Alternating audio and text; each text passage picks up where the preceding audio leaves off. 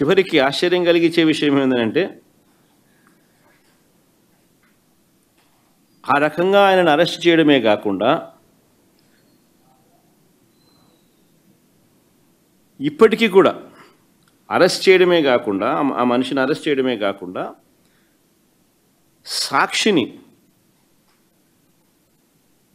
సాక్షి ఆస్తులను ధ్వంసం చేసే కార్యక్రమం ఆర్కెస్ట్రేటెడ్గా ఒకసారి వీడియో క్లిప్పింగ్లో ఒకసారి చూడండి. ఒకసారి తెలుగుదేశం పార్టీ నాయకులు ప్రతి చోట ఎక్కడెక్కడైతే సాక్షి ఆస్తులను ఎక్కడెక్కడైతే వీళ్ళు టార్గెట్ చేసి ఆర్కెస్ట్రేటెడ్ పద్ధతిలో అటాక్ చేసి ఆస్తులు విధ్వంసం చేశారో ప్రతి చోట శ్రీకాకుళం ఒకసారి శ్రీకాకుళం మెట్ట శైలజ డిస్ట్రిక్ట్ తెలుగుదేశం మహిళా టౌన్ ప్రెసిడెంట్, గుండు Swathi Srikakulam TDP MLA, Gundu Shankar's wife, Chaudhary Dhanalakshmi ex ZP chairman, Menda Dasunaidu Telugu యువత president Srikakulam. Next night Visakhapatnam Sakshi ఆఫీస్లో Mukka Sravani 26th ward Telugu Desam party corporator, Ananthalakshmi Telugu Desam party మహిళా district president.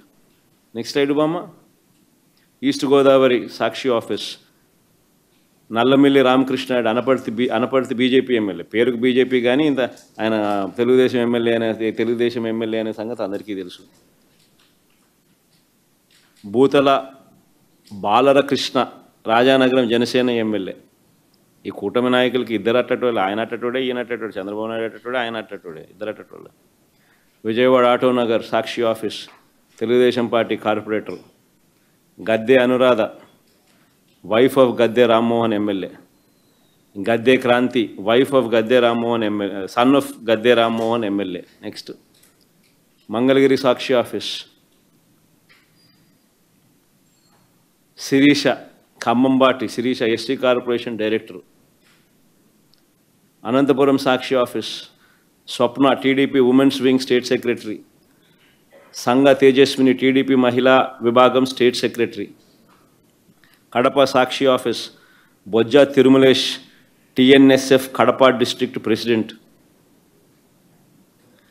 RC Munikrishna Tirupati deputy mayor, Tirupati Renigunta Sakshi office Koduru Balasubrahmanyam TDP state spokes person.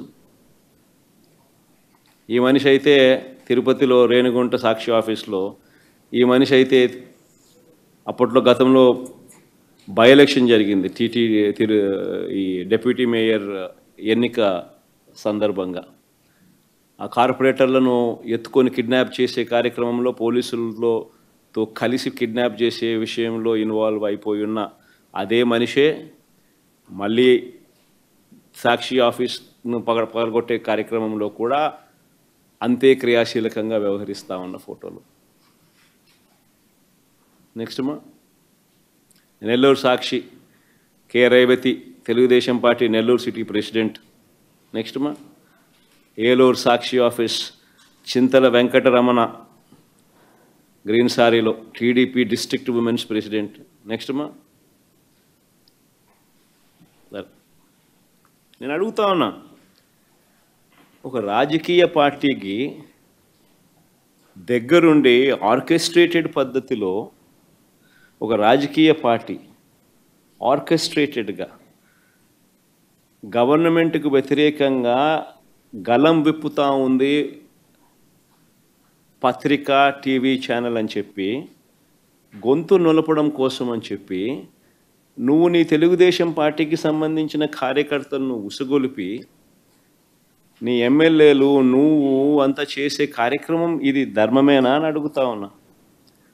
చివరికి సుప్రీంకోర్టు ఇదే కొమ్మినేని గారిని సుప్రీంకోర్టు మామూలుగా సుప్రీంకోర్టు బెయిల్ అనేది అరెస్ట్ చేసిన వ్యక్తిని సుప్రీంకోర్టు బెయిల్ అనేది ఇవ్వదు. అరెస్ట్ చేసిన వ్యక్తిని సుప్రీంకోర్టు రాజ్యాంగంలోని ఆర్టికల్ 32 కింద విచక్షణ అధికారాన్ని ఉపయోగించి ఇమ్మీడియట్లీ రిలీజ్ చేయమని చెప్పి ఆదేశాలు ఇచ్చింది. ఇదే కొమ్మినేని కొమ్మినేని శ్రీనివాసరావు గారు. అంటే చంద్రబాబు నాయుడు గారు చెంప మీద ఇదొక చెంప చెల్లు అనిపించినట్టు కాదా? మరి అదే కేసులో మరి అదే కేసులో సాక్షి కార్యాలయాలన్నీ ఈ మాదిరిగా తెలుగుదేశం పార్టీ కార్యకర్తలందరి చేత ఈ మాదిరిగా దగ్ధం చేస్తే దీనికి గవర్నమెంట్లో ఉన్న చంద్రబాబు నాయుడు బాధ్యుడు కాదా? మన సుప్రీంకోర్టు అక్కడ చేసింది తప్పు, కొమ్మినేని శ్రీనివాస్ని అరెస్ట్ చేసింది తప్పు అని చెప్పి వెంటనే విడుదల చేయమని చెప్పి విచక్షణాధికారాన్ని సుప్రీంకోర్టు ఉపయోగించి ఆర్టికల్ 32 ప్రకారం తనకున్న విచక్షణాధికారాన్ని ఉపయోగించి విడుదల చేయమని చెప్పి ఆదేశాలు ఇచ్చి చంద్రబాబు నాయుడు చెంప చెల్లుమనిపించిన సుప్రీంకోర్టు మరి అదే కేసులో సాక్షి కార్యాలయాలను ఇంత దారుణంగా దగ్నం చేస్తూ ఉంటే, మీడియా గొంతు నొక్కే ప్రయత్నం చేస్తూ ఉంటే మరి చంద్రబాబు నాయుడు గారు దీంట్లో దోషి కాదా? ఒక ముఖ్యమంత్రిగా ఉన్న వ్యక్తి చేయాల్సిన పనేనా ఇది?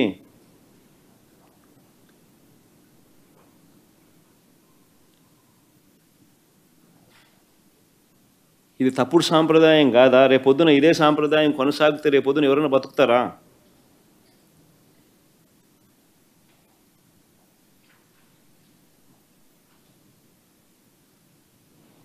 ఈరోజు సాక్షి, రేపొద్దున ఎన్టీవీ కావచ్చు, రేపొద్దున TV9 విలేకరు కావచ్చు, రేపొద్దున ఇంకొకడు కావచ్చు, ఇంకొకరు కావచ్చు, బతుకుతారా ఎవరన్నా ఇదే కొనసాగితే? ఇతడు విచ్చలవిడి రౌడీజం కాదా ఇది?